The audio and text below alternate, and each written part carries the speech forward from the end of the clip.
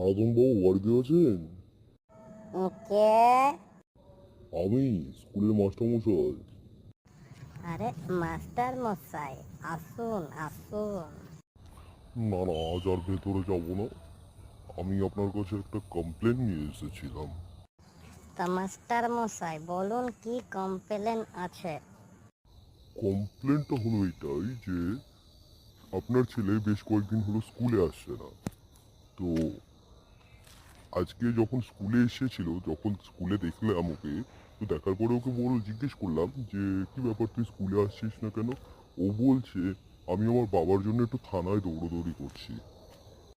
তো আপনার কি হয়েছে যে থানায় দৌড়দৌড়ি করছে আপনার ছেলে?